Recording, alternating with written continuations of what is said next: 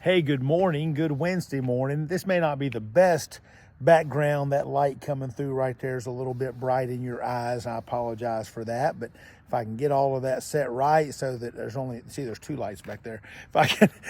If I get it all right where I can just block the one, that the steeple sure looks pretty. So anyway, maybe that light won't be too big a distraction.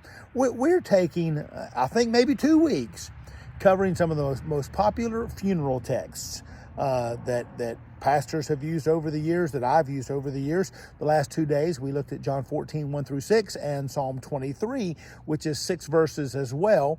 And I don't mean to be morbid with this. What I intend to do is share some popular funeral texts that really do this. They bring hope and encouragement and comfort for these kinds of days. And I don't have any funerals in mind that I'm doing anytime soon. I trust that I won't have any to do this month, and the month is just starting. So I don't have anything like that on the horizon, but just looking for a theme to cover for a week. But as I think about it, 6 days that I do a video in a week, and I believe I've got enough to do 2 weeks. My dad gave me a gift when I first entered the ministry, W.A. Criswell's Guidebook for Pastors. And that book and other books that are ministers' books often give you several sample funeral texts.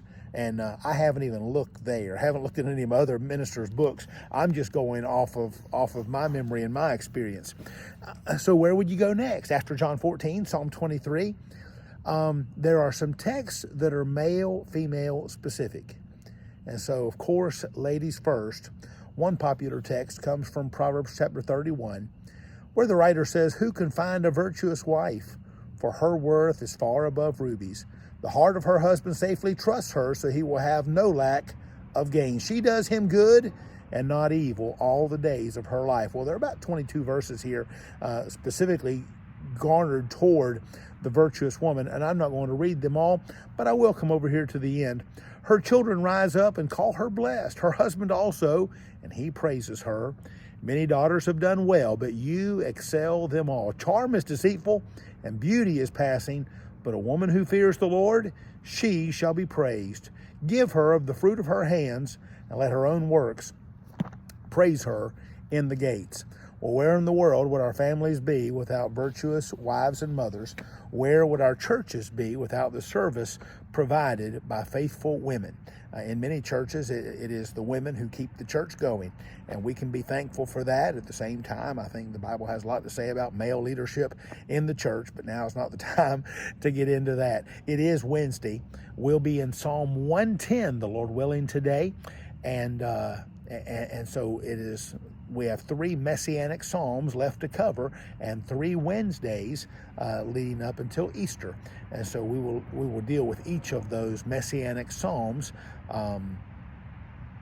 starting with Psalm 110 today. 11 a.m. Bible study as well as 7 p.m. Bible study. In the evening, we also offer the benefit of a Wednesday night supper, and I believe there's chicken pie on the menu tonight, so you're welcome to come and eat with us. I hope you have a good Wednesday for His glory. Remember, it's Hump Day, so getting through this first week that begins the month of April. It's not a full week of April because March was on Monday. March 31st was on Monday.